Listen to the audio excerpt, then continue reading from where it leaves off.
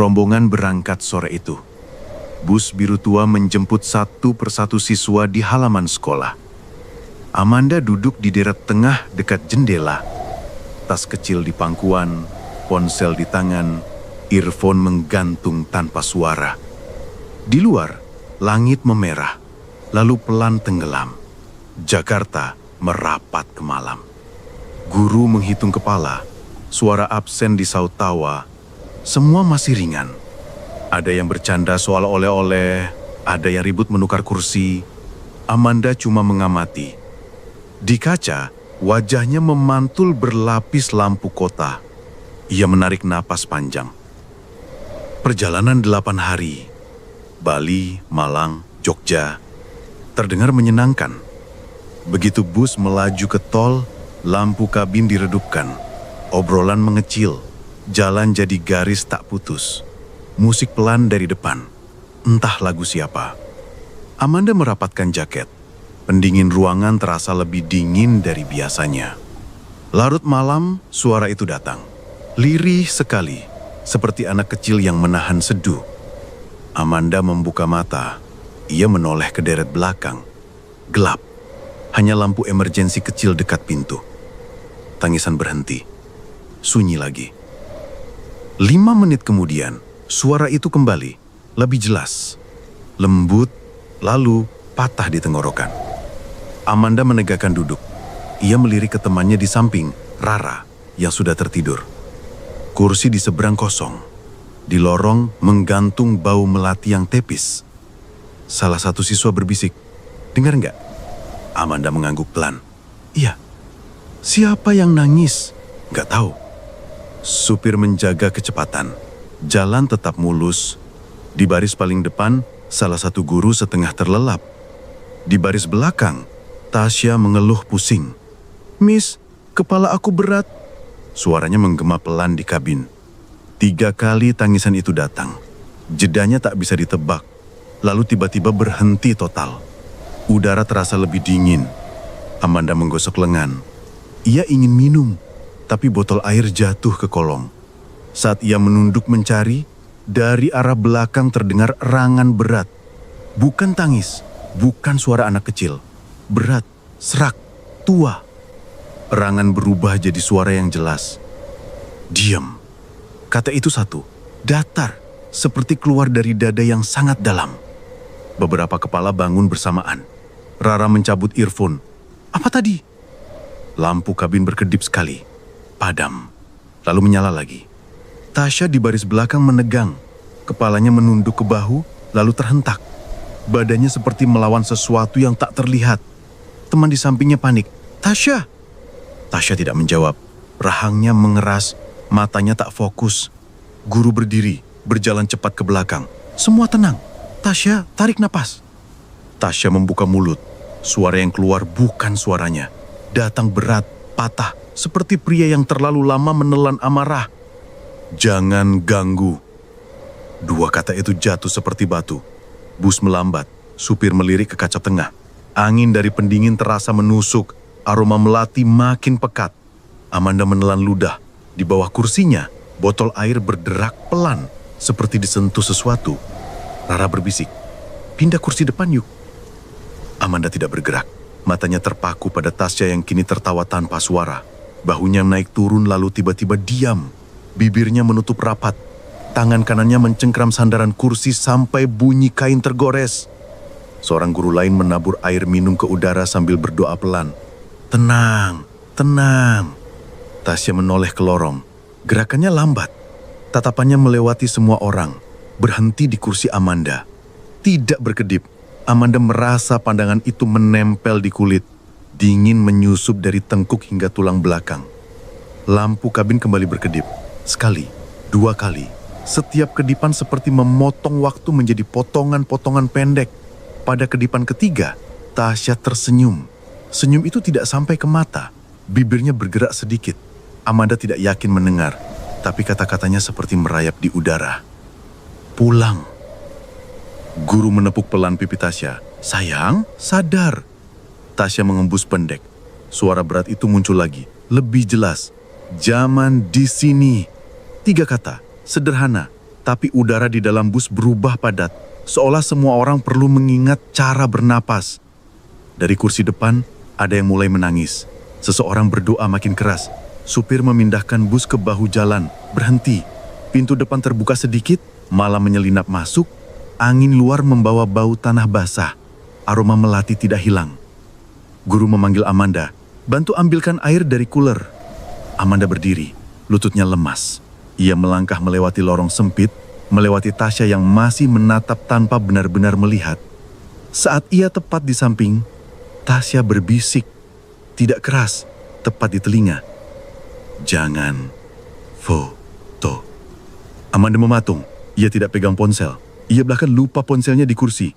Tasya tersenyum kecil, seakan tahu isi pikirannya.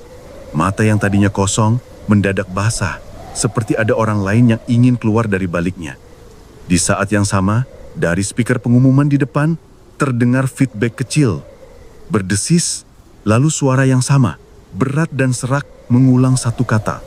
Diam. Bus seperti menahan napas.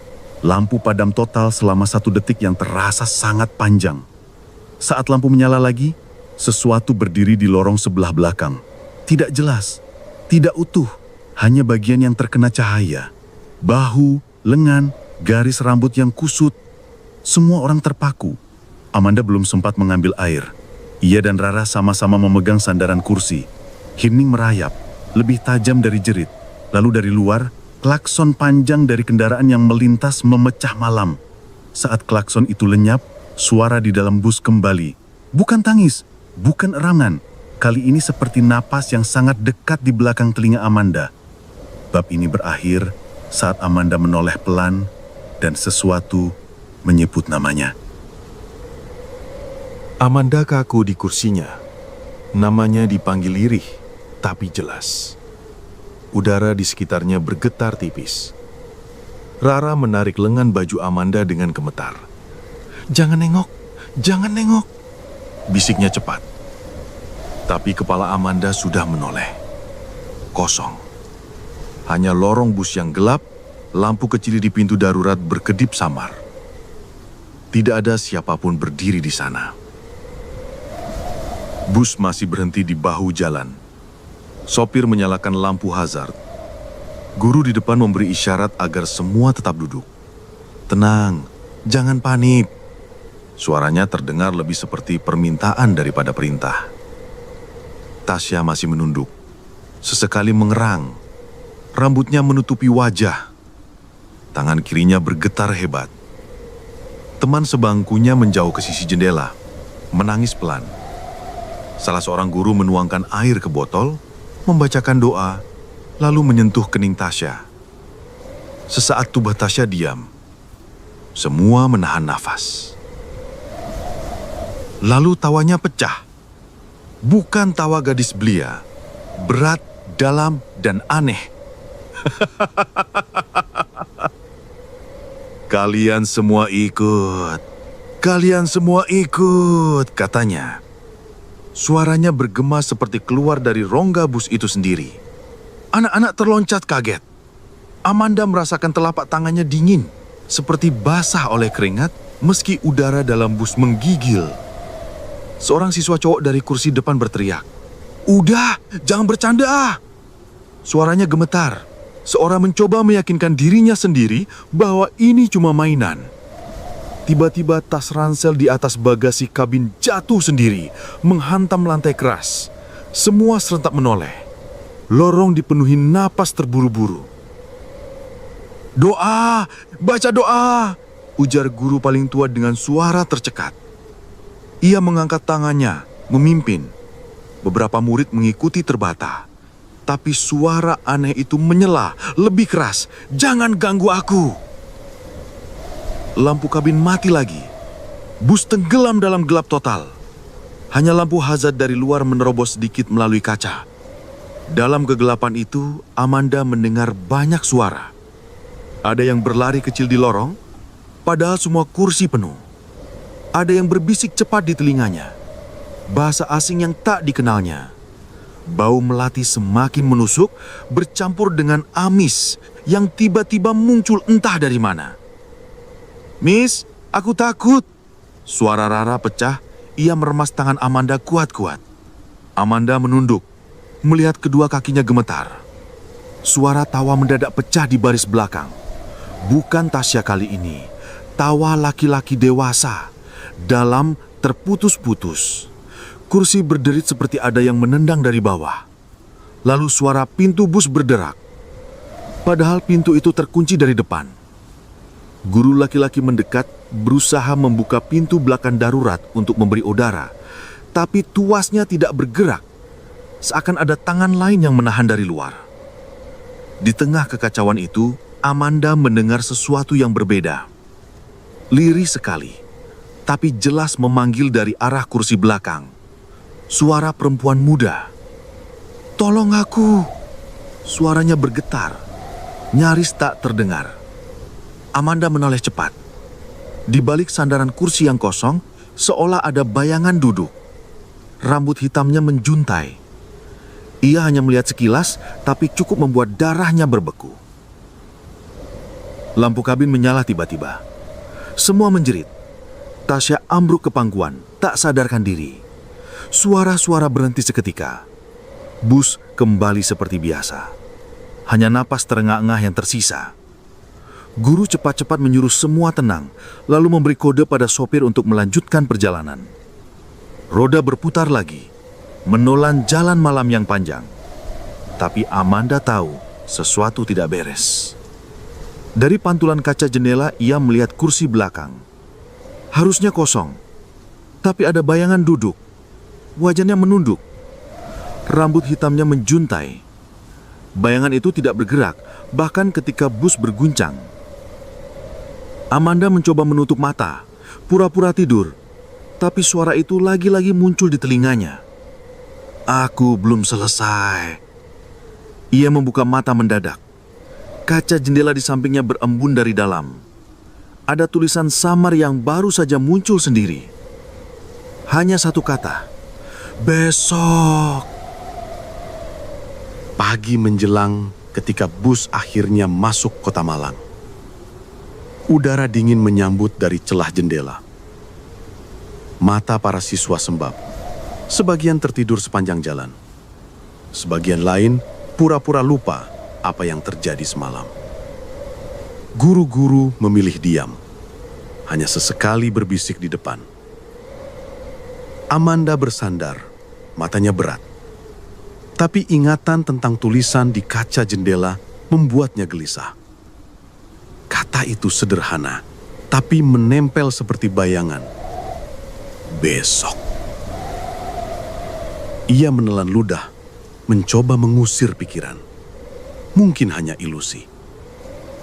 Rombongan berhenti di hotel tua yang berdiri di pinggir jalan besar. Dari luar, bangunannya tinggi dengan cat kusam. Plang nama hotel nyaris pudar. Beberapa siswa langsung bersorak, senang akhirnya bisa mandi dan tidur di kasur sungguhan. Amanda ikut turun, menenteng tas kecil. Tapi, sejak kakinya menapak di halaman hotel, ada hawa dingin berbeda. Seperti udara yang tidak pernah dijamah matahari. Lobi remang dengan lampu gantung tua. Aroma kayu basah bercampur wangi dupa samar. Resepsionis menyambut dengan senyum kaku. Amanda mengamati dinding yang dipenuhi foto hitam putih zaman kolonial. Matanya berhenti pada satu foto. Sekelompok orang berpose di depan hotel, wajah-wajah mereka menatap kaku. Satu di antaranya perempuan berambut gimbal panjang, matanya samar karena foto buram. Amanda merinding. Rara menepuk bahunya. "Kamar kita di lantai 2, yuk." Mereka menarik koper menuju lift. Lift tua bergemuruh pelan. Pintu besi bergeser dengan suara gesek tajam. Malam pertama di hotel. Amanda merasa sedikit lega, berharap semua berakhir di sini. Ia menutup lampu kamar, merebahkan diri. Tapi saat mata hampir terpejam, tubuhnya tiba-tiba membeku. Nafas tertahan. Ia tak bisa bergerak. Rep-repan. Dari ujung kasur, terdengar suara seret pelan, seperti kain basah ditarik di lantai. Amanda memaksa matanya terbuka. Dalam cahaya samar dari jendela, ia melihat sesuatu merangkak ke arahnya. Perempuan berambut gimbal panjang, baju putih lusuh penuh noda. Rambutnya menutupi wajah, tubuhnya menunduk, merayap perlahan di atas kasur. Amanda ingin berteriak, tapi suaranya hilang. Makhluk itu makin dekat sampai nafasnya terasa di dada Amanda. Tubuh Amanda bergetar, tapi tak bisa bergerak. Rambut panjang itu menjuntai, menyentuh kulitnya. Tiba-tiba, pintu kamar berderit. Rara masuk, baru kembali dari toilet. Ia menyalakan lampu. Seketika, semua hilang. Amanda bisa kembali menggerakkan tubuhnya. Ia terenggah. Rara menatap bingung. Kenapa pucat banget? Amanda hanya menggeleng cepat, takut suaranya pecah. Malam kian larut. Amanda mencoba tidur lagi. Tapi beberapa menit kemudian, ia merasakan sesuatu di pahanya. Berat dan dingin. Ia menyingkap selimut. Jantungnya berhenti sesaat. Rambut hitam gimbal melilit pahanya. Amanda berteriak. Rara tersenjak, cepat-cepat menghampiri. Apa? Kenapa? Amanda menunjuk pahanya. Rara memandang, tak percaya. Bentar, aku fotoin. Ia mengeluarkan ponsel, menekan shutter. Kilatan cahaya menerangi rambut gimbal itu, tapi sekejap setelahnya, rambut itu hilang begitu saja.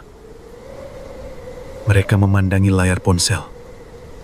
Foto jelas menunjukkan helai-helai rambut kusut di paha Amanda. Tapi sekarang, tak ada apa-apa. Amanda menutup wajahnya dengan tangan. Rara gemetar. Ini bukan mimpi.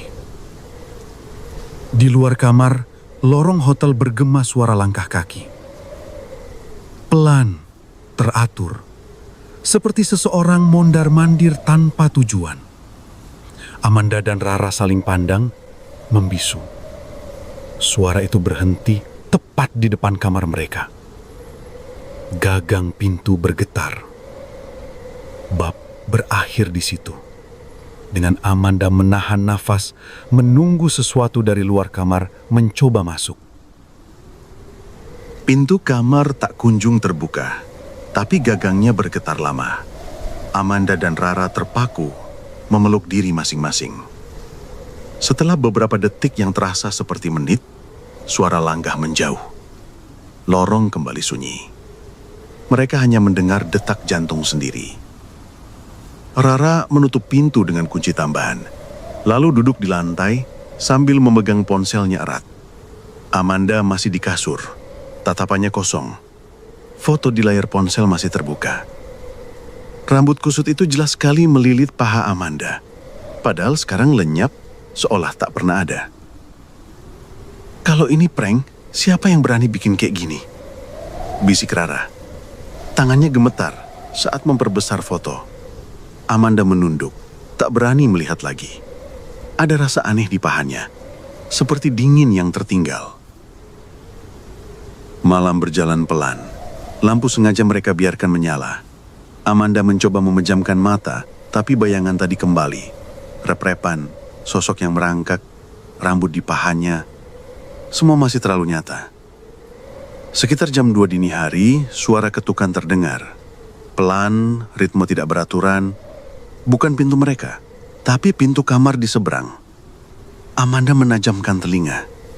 Ketukan itu diikuti suara berbisik lirih, seperti memanggil nama. Ia tak bisa menangkap jelas, tapi yakin itu bukan suara tamu biasa. Rara bangun, berjalan pelan ke jendela. Ia mengintip keluar. Dari lantai 2, halaman hotel terlihat kosong. Tapi di bawah, dekat kolam kecil, ada sesajen dengan bunga dan dupa yang sudah padam. Rara menelan ludah. Kayaknya kita nggak boleh ganggu apapun di sini. Amanda ingin menjawab, Tapi tiba-tiba tubuhnya terasa berat. Ia terhempas ke kasur seperti ada tangan tak terlihat menekan bahunya. Nafasnya tersendat. Rara menoleh cepat. "Man, kenapa?" Dari bawah selimut, sesuatu bergerak. Rara menariknya dengan cepat. Terlihat seikat rambut gimbal keluar dari celah spray, menjalar ke arah Amanda. Rambut itu bergerak sendiri seperti hidup. Rara menjerit, menepis dengan tangan. Rambut itu hilang seketika, tak meninggalkan bekas. Amanda terduduk, wajahnya pucat. "Aku gak kuat, Rah. Kita harus bilang ke guru." Rara mengangguk, tapi ragu untuk keluar kamar. Lorong di luar masih menyimpan sesuatu. Mereka akhirnya memutuskan menunggu pagi. Sepanjang sisa malam, mereka duduk bersebelahan di kasur dengan lampu menyala. Sesekali terdengar suara gesekan di dinding, seperti kuku panjang yang menyerit pelan. Kadang juga terdengar kursi digeser dari kamar sebelah, padahal kamar itu kosong. Jam 5, akhirnya cahaya pagi menembus tirai. Amanda segera menarik tas kecilnya. Saat membuka resleting, ia membeku. Di dalam tas, ada helaian rambut gimbal kusut. Tidak banyak, tapi cukup membuat perutnya mual. Rara menutup mulut, nyaris muntah. Mereka buru-buru keluar kamar, menuju lobi. Di sana, beberapa teman juga bercerita tentang gangguan aneh. Ada yang mendengar suara orang tertawa di kamar mandi, ada yang merasa kasurnya bergetar. Para guru tampak kalut, mencoba menenangkan. Namun sesuatu berbeda dengan Amanda. Sejak malam itu, ia merasa makhluk itu menempel padanya. Tidak hanya di kamar, bahkan di lobi pun, bayangan hitam sempat terlihat di kaca besar tepat di belakang tubuhnya. Sore harinya, saat rombongan akan berangkat jalan-jalan, Amanda duduk sebentar di kursi lobi. Ia menunduk, mencoba mengatur nafas. Ketika menoleh ke paha kirinya, rambut itu muncul lagi. Hitam, panjang, kusut, menempel di kulitnya. Amanda berdiri terloncat, menjatuhkan botol minum. Rara segera menghampiri. Ada lagi. Amanda hanya menunjuk kakinya. Kali ini rambut itu tak hilang secepat sebelumnya. Justru melilit pelan, seperti ular. Dan sebelum ada yang sempat bereaksi, sebuah suara lirih terdengar di telinga Amanda. Bukan hanya di kepala, tapi nyata, sangat dekat. Hari kedua di Malang seharusnya jadi waktu bebas. Anak-anak diajak jalan-jalan ke museum, lalu mampir ke pusat oleh-oleh. Amanda mencoba tersenyum, meski pikirannya terus kembali pada rambut gimbal yang melilit pahanya sore tadi. Ia tidak cerita ke siapapun selain Rara. Guru-guru sudah cukup pusing dengan murid lain yang mulai mengeluh sakit kepala atau mimpi aneh. Malam pun tiba. Setelah makan malam bersama, semua kembali ke kamar. Amanda dan Rara memilih cepat-cepat masuk, menutup pintu rapat, dan menyalakan semua lampu. Mereka duduk di kasur sambil memainkan ponsel, pura-pura sibuk. Tapi suasana lorong hotel tidak pernah tenang. Suara langkah mondar-mandir, suara pintu diketuk, bahkan kadang terdengar seseorang berlari. Amanda menutup telinga, tapi tetap saja terdengar jelas. Sekitar tengah malam, tiba-tiba listrik kamar mati. Gelap total. Hanya lampu lorong dari celah bawah pintu yang masih tembus samar. Rara menjerit kecil, "Kenapa lagi, Man?" Amanda berusaha tenang. Mungkin listriknya turun. Ia meraba-raba mencari ponsel untuk menyalakan senter. Saat cahaya ponsel menyorot ke arah kasur, keduanya terperangah. Di ujung ranjang, duduk seorang perempuan dengan rambut gimbal panjang menutupi wajahnya. Bajunya putih kusam, basah, penuh noda. Tubuhnya kaku, tapi kepalanya menunduk sedikit demi sedikit ke arah Amanda. Amanda menelan ludah, tak bisa bergerak. Rara tercekak, suaranya nyaris tak keluar. Astagfirullah. Ponsel di tangan Rara bergetar, tiba-tiba membuka kamera sendiri. Layar memperlihatkan sosok itu lebih jelas daripada yang mereka lihat langsung. Wajahnya kabur, tapi matanya hitam pekat, kosong. Sosok itu bergerak pelan. Dari posisi duduk, ia merunduk mendekati tubuh Rara. Napasnya berat, panjang, seolah mencium dari ujung kepala hingga kaki. Rara membeku. Air matanya jatuh tanpa bisa ia tahan. Amanda memberanikan diri berteriak, "Pergi!" Suaranya pecah. Seketika listrik menyala kembali. Lampu kamar terang benderang. Tapi sosok itu sudah lenyap. Hanya kasur yang basah di ujung, seperti bekas air menetes. Rara jatuh terduduk, menangis keras. Amanda merangkulnya. "Kita harus bilang ke guru sekarang juga." Mereka membuka pintu kamar, berlari ke lorong. Tapi lorong sepi, panjang, lampu redup. Saat mereka menoleh, ada sesuatu yang aneh di depan kamar mereka. Sesajen kecil dengan bunga melati dan dupa tiba-tiba ada di depan pintu. Padahal tadi tidak ada. Asapnya tipis, beraroma menusuk. Amanda melirik Rara. "Kamu lihat kan?" Rara mengangguk, wajahnya pucat. "Jangan disentuh, jangan." Dari kamar sebelah, suara tangisan anak perempuan terdengar, padahal kamar itu kosong. Guru-guru berlari mendatangi, panik. Salah satunya menenangkan Rara yang histeris. Amanda menoleh lagi ke pintu kamarnya. Sesajen itu masih ada, tapi dupa padam mendadak, mengeluarkan bunyi kecil seperti disiram air. Malam itu semua siswa dikumpulkan di aula hotel. Guru meminta mereka tidur bersama di sana, menghindari kamar masing-masing. Suasana penuh ketakutan. Ada yang berdoa, ada yang hanya terdiam menutup wajah dengan jaket. Amanda berbaring di lantai aula. Lampu sengaja tidak dimatikan. Rara di sebelahnya masih terisak-isak. Guru-guru duduk di pojok, wajah mereka tegang. Tepat saat semua mulai terlelap, Amanda membuka mata. Di langit-langit aula, sesuatu bergelantungan. Rambut panjang menjuntai, perlahan turun, hampir menyentuh wajah salah seorang siswa yang tidur. Amanda menahan napas, tubuhnya membeku.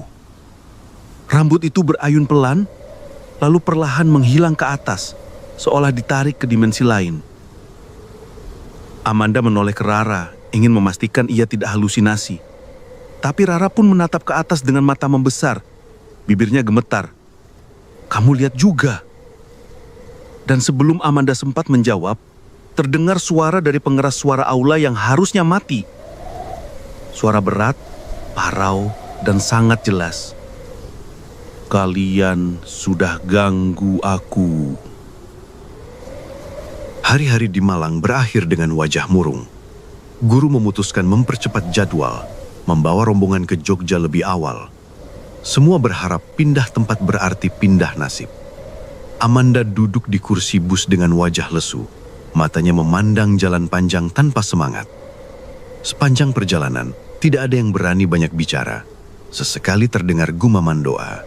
Supir memutar radio, tapi siaran hanya berisik, seperti terganggu sinyal. Amanda menutup telinga dengan earphone, mencoba tidur. Tapi setiap kali kelopak matanya menutup, bayangan rambut gimbal itu muncul lagi. Malam tiba ketika bus memasuki kota Jogja. Hotel kali ini lebih modern, tidak tua seperti di Malang. Bangunannya tinggi dengan lampu neon terang. Anak-anak sedikit lega, berpikir setidaknya tempat ini lebih aman. Mereka check-in dengan cepat. Amanda dan Rara dapat kamar di lantai 3. Malam pertama, Amanda berbaring sambil menatap plafon. Rara di sebelah sudah memejamkan mata, berusaha tidur lebih cepat. Amanda menghela napas. Semoga nggak ada apa-apa lagi. Tapi harapan itu pecah ketika sekitar jam 2 dini hari, suara ketukan terdengar. Bukan dari pintu, melainkan dari dalam lemari. Amanda menoleh cepat. Lemari kayu di sudut kamar bergunjang halus. Pintunya bergetar. "Ada apa?" Suara Rara parau terbangun. Amanda menunjuk ke arah lemari. Mereka menatap lama, sampai akhirnya lemari berhenti berguncang. Belum sempat lega, kasur Rara tiba-tiba bergetar. Rara menjerit. Amanda menyalakan lampu. Saat cahaya menyebar, sosok itu sudah ada di sana. Berdiri di samping tempat tidur, tubuhnya membungkuk ke arah Rara. Tangannya menutup wajah sendiri. Dari sela jemari, samar terlihat kulit pucat yang tak berbentuk. Rara kaku, tidak bisa bergerak. Sosok itu menunduk perlahan, wajahnya semakin dekat. Nafas berat terdengar, panjang, seperti menghirup dari kepala hingga kaki. Amanda menahan jeritan, hanya bisa menatap. "Ra, jangan tutup mata," bisiknya, tapi suara tak keluar. Rara justru menutup mata rapat-rapat, tubuhnya gemetar hebat. Amanda maju, berusaha menarik tangan Rara, tapi udara di sekitarnya seperti menahan, dingin menusuk tulang. Sosok itu menunduk habis-habisan, sampai rambut kusutnya menyentuh spray, lalu tiba-tiba menghilang. Rara langsung terisak, air mata membasahi pipi. "Aku gak kuat, Man. Aku mau pulang." Amanda memeluknya erat, tapi hatinya sendiri hancur. Sosok itu muncul lagi di kaca cermin lemari, berdiri diam, menatap dengan wajah yang tetap ditutupi tangan. Pagi harinya, beberapa siswa lain melapor mengalami hal serupa. Ada yang melihat bayangan duduk di kursi, ada yang mendengar seseorang menyanyi pelan di kamar mandi. Guru hanya bisa menenangkan, berjanji semuanya akan baik-baik saja. Tapi Amanda tahu, janji itu kosong. Malam berikutnya, gangguan semakin jelas. Saat semua siswa tidur, Amanda terbangun. Kamar remang.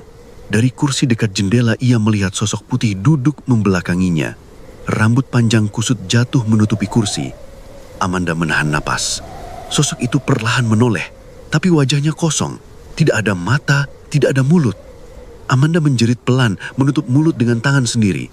Sosok itu berdiri, tubuhnya tinggi menjulang, lalu melangkah ke arah ranjang. Setiap langkah menimbulkan suara seret di lantai. Tepat sebelum sosok itu mencapai kasur, Rara terbangun. Ia menatap lurus ke arah yang sama, lalu menjerit keras. Suara itu membangunkan beberapa siswa di kamar sebelah. Pintu diketuk dari luar, tapi di dalam Amanda dan Rara hanya bisa memandangi sosok yang kini menunduk tepat di atas mereka. Kepala sosok itu bergerak pelan, seolah mencium keduanya. Rambut panjangnya menjuntai sampai menutupi wajah mereka. Lalu ia berbisik lirih, suara nyaris tak terdengar. "Kalian sudah kubawa." Sejak malam itu, Amanda tidak bisa tidur nyenyak lagi. Setiap ia memejamkan mata, sosok berambut gimbal itu muncul. Kadang di pojok kamar, kadang di langit-langit, kadang di kaca jendela bus saat siang hari. Seolah-olah ia mengikuti kemanapun Amanda pergi. Di Jogja, suasana rombongan semakin kacau. Banyak siswa yang mulai mengeluh diganggu. Satu anak cerita mendengar pintu kamar diketuk jam 3 pagi, tapi begitu dibuka, lorong kosong. Anak lain bersumpah melihat bayangan berjalan di atap kamar mandi. Bahkan ada yang mendengar suara orang tertawa tepat di telinganya, padahal kamar sepi. Guru-guru sudah kewalahan. Mereka terus memimpin doa, menyuruh semua siswa berkumpul di aula hotel agar tidak sendirian. Tapi justru di tengah keramaian itulah Amanda merasa terintai. Saat ia duduk bersandar di dinding aula, matanya menangkap sesuatu di jendela kaca besar. Bayangan perempuan duduk bersila, rambutnya menutupi wajah, tak bergerak sedikit pun. Saat ia mengedip, bayangan itu hilang. "Man, kamu pucat banget," kata Rara sambil menepuk bahunya. Amanda menggeleng. "Dia ada di sini." Terus, Rara menelan ludah. "Siapa?" Amanda tidak menjawab. Ia hanya menunduk, kedua tangannya bergetar. Malam itu ketika sebagian besar sudah tertidur di aula, Amanda mendengar bisikan. Sangat dekat di telinganya. "Aku belum selesai." Ia menoleh cepat. Tidak ada siapa-siapa, semua masih tidur lelap. Tapi saat ia melihat ke arah pintu keluar, sosok itu berdiri di sana.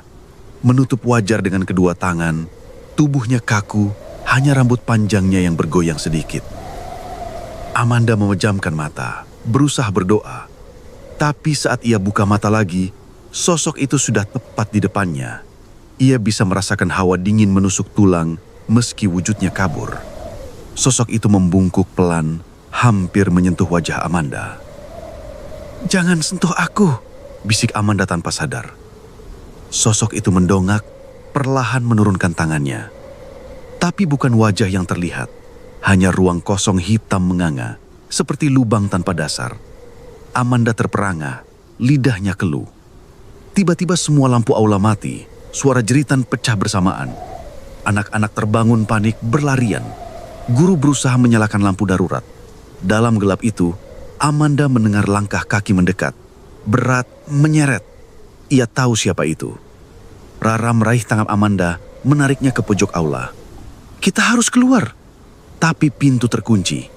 Mereka berdua terjebak bersama puluhan siswa yang ketakutan. Suara tangis memenuhi ruangan. Saat lampu darurat akhirnya menyala, semua menoleh ke tengah aula. Karpet di sana basah seolah baru disiram air. Dari bekas basah itu, terlihat jejak rambut panjang berteberan, kusut dan hitam. Amanda terdiam, jantungnya berdetak tidak karuan. Ia tahu ini bukan sekedar gangguan iseng. Sosok itu sedang meninggalkan tanda bahwa ia tidak akan pergi. Malam itu Amanda hampir tidak bisa bernapas, karena di telinganya suara yang sama kembali berbisik. Kau ikut aku sampai pulang. Amanda mulai kehilangan batas antara mimpi dan nyata. Setiap kali ia terlelap, sosok itu hadir.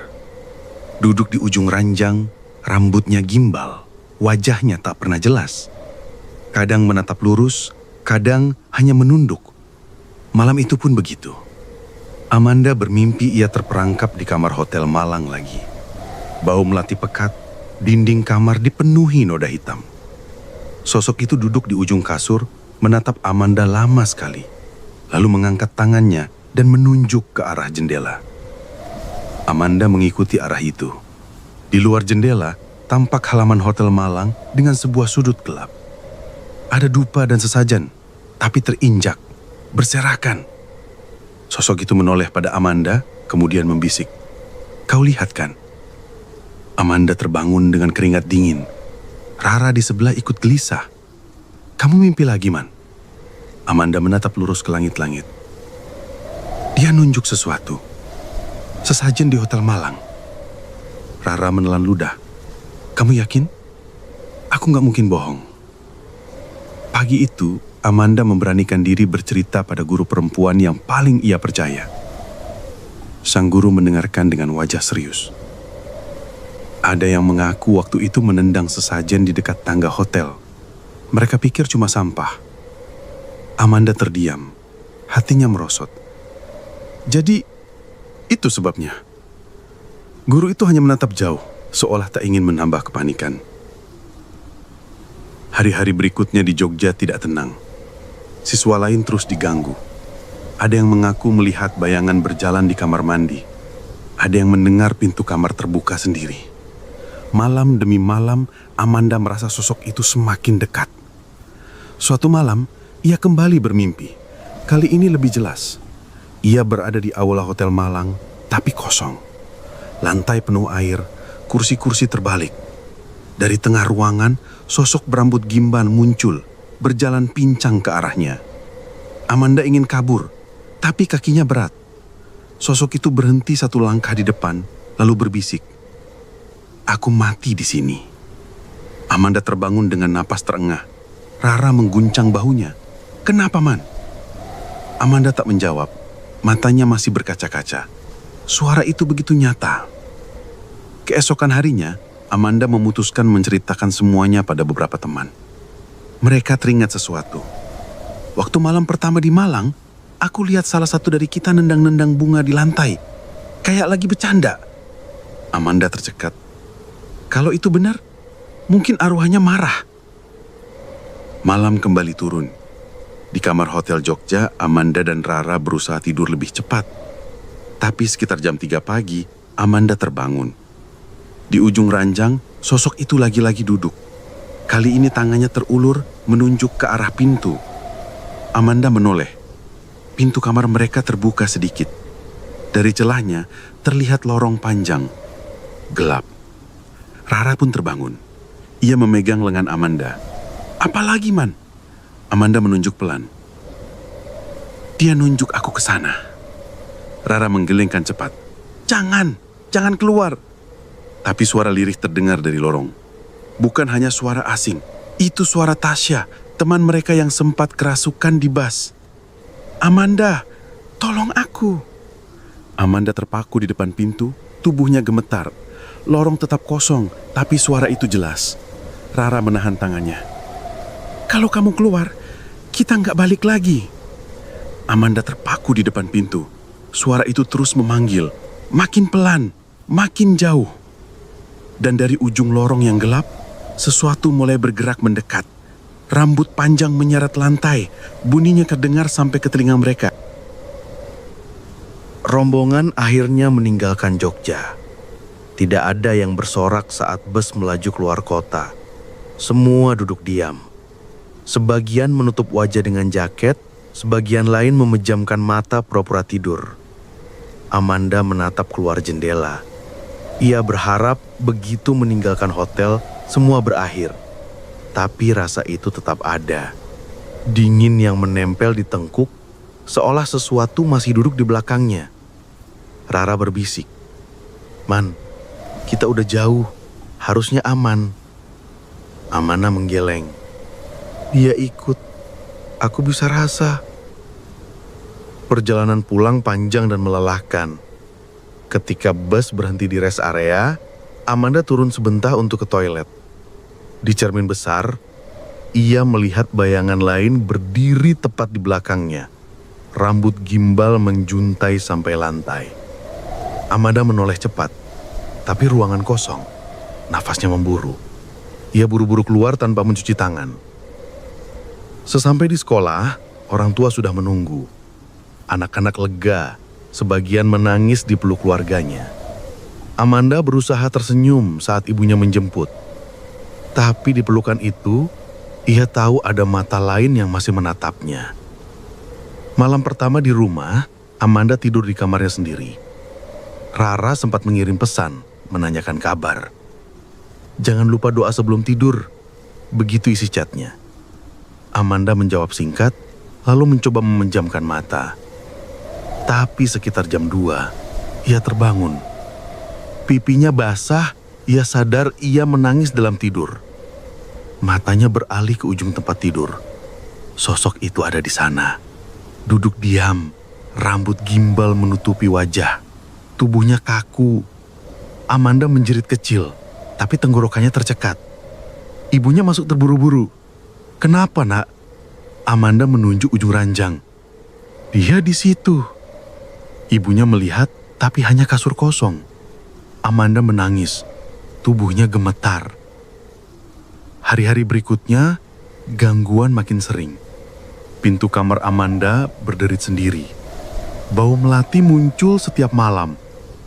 Kadang Amanda melihat rambut kusut berserakan di lantai, tapi menghilang begitu disentuh. Ayahnya mulai resah. Kita harus cari tahu apa yang sebenarnya terjadi di hotel itu. Mereka mencari informasi lewat kenalan di Malang. Dari sana, cerita lama terungkap. Bertahun-tahun lalu, seorang perempuan muda ditemukan tewas tragis di hotel yang sama. Rambutnya panjang, gimbal, wajahnya rusak parah. Konon mayatnya disembunyikan, tidak dimakamkan dengan layak. Sejak saat itu, kamar-kamar di hotel sering diganggu. Amanda mendengarkan dengan tubuh gemetar. Semua cocok dengan apa yang ia lihat. Sosok itu bukan sekedar bayangan, tapi arwah dengan amarah. Malam berikutnya, Amanda kembali terbangun. Kali ini bukan di ujung tempat tidur. Sosok itu duduk di kursi dekat meja belajarnya. Rambut gimbal menutupi seluruh wajah, tubuhnya tidak bergerak. Amanda menutup mata rapat-rapat berdoa. Tapi begitu ia buka mata, sosok itu sudah berdiri di samping kasurnya. Tangan pucatnya terulur pelan ke arah wajah Amanda. Dan tepat saat jarak tinggal sejengkal, suara dari luar kamar terdengar. Suara bapaknya memanggil, "Amanda, jangan tidur dulu. Ada yang harus bawa ketunjukan." Amanda menoleh cepat ke pintu. Sosok itu hilang. Tapi jantungnya memburu keras. Apa yang ingin ditunjukkan ayahnya di tengah malam seperti ini? Amanda keluar kamar dengan langkah gemetar. Di ruang tamu, ayah dan ibunya sudah menunggu. Di meja, ada map coklat berisi beberapa lembar kertas dan foto. Ayah menatap Amanda serius. Ini dari teman bapak di Malang. Dia cerita tentang hotel tempat kalian menginap. Amanda duduk perlahan. Tangannya dingin. Ayah membuka foto pertama. Hitam putih. Diambil bertahun-tahun lalu. Terlihat halaman hotel dengan beberapa orang berdiri. Di antara mereka, ada seorang perempuan muda dengan rambut gimbal panjang. Wajahnya kabur, tapi sorot matanya tajam. Ia pegawai hotel, jelas ayah. Meninggal dengan cara tidak wajar. Katanya tubuhnya disembunyikan di salah satu ruangan bawah tanah. Sampai sekarang, tidak pernah dimakamkan dengan benar. Amanda merinding. Ingatannya melompat ke semua kejadian. Rambut di paha, sosok duduk di ujung ranjang, bisikan di telinga. Semuanya sama, rambut gimbal itu. Ibunya menambahkan dengan suara pelan. Mungkin ada yang membuatnya marah. Kamu ingat, ada temanmu yang menendang sesajen. Amanda mengangguk lemah. Iya, malam pertama di Malang, aku juga sempat lihat dalam mimpi. Dia nunjuk sesajen itu. Ruangan hening, jam dinding berdetak lambat. Amanda merasa napasnya berat. Kalau benar dia marah karena itu, apa yang harus kita lakukan? Belum sempat ayah menjawab, udara di ruang tamu berubah dingin. Aroma melati menusuk hidung. Map di meja terbuka sendiri. Kertas-kertas beterbangan. Foto perempuan berambut gimbal jatuh tepat di depan Amanda. Dari arah dapur, terdengar suara kursi diseret. Lalu suara langkah pelan menuju ruang tamu. Amanda menoleh dengan tubuh gemetar. Lorong rumah gelap. Hanya lampu ruang tamu yang menyala. Namun bayangan panjang menjalar di dinding, bergerak semakin dekat. Ibunya meraih tangan Amanda, membaca doa dengan terburu-buru. Ayah berdiri, mencoba menahan, meski wajahnya pucat. Kamu harus kuat, Man. Jangan takut. Belum sempat ayah menjawab, udara di ruang tamu berubah dingin. Aroma melati menusuk hidung. Map di meja terbuka sendiri. Kertas-kertas beterbangan. Foto perempuan berambut gimbal jatuh tepat di depan Amanda. Dari arah dapur, terdengar suara kursi diseret. Lalu suara langkah pelan menuju ruang tamu. Amanda menoleh dengan tubuh gemetar. Lorong rumah gelap. Hanya lampu ruang tamu yang menyala. Namun bayangan panjang menjalar di dinding, bergerak semakin dekat. Ibunya meraih tangan Amanda, membaca doa dengan terburu-buru. Ayah berdiri, mencoba menahan, meski wajahnya pucat. Kamu harus kuat, Man. Jangan takut. Langkah itu berhenti di ambang pintu ruang tamu. Rambut panjang muncul duluan, kusut dan basah. Lalu tubuhnya. Perempuan berbaju putih lusuh berdiri di sana. Tangannya menutup wajah. Bahunya naik turun pelan. Amanda menahan napas. Matanya berkaca-kaca. Apa yang kau mau? Suaranya lirih, tapi terdengar jelas. Sosok itu menurunkan tangan perlahan. Bukan wajah yang terlihat, melainkan ruang hitam kosong. Dari kehampaan itu keluar suara parau, berat, namun menyedihkan. Aku masih di sana. Map di meja terbuka sendiri. Salah satu kertas memperlihatkan denah lama Hotel Malang. Ada ruang kecil di bawah tanah, diberi tanda silang merah. Amanda merasakan bulu kuduknya berdiri. Semua jelas sekarang. Sosok itu tidak hanya marah, ia ingin ditemukan. Ibunya menangis pelan. Ayah meremas bahu Amanda. Dia minta tolong. Sosok itu mendekat, berdiri tepat di depan Amanda. Rambutnya menjuntai, hampir menyentuh lantai.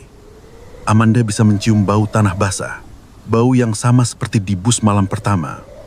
Sosok itu berbisik pelan. Jangan berhenti. Sampai aku pulang. Lampu ruang tamu bergetar.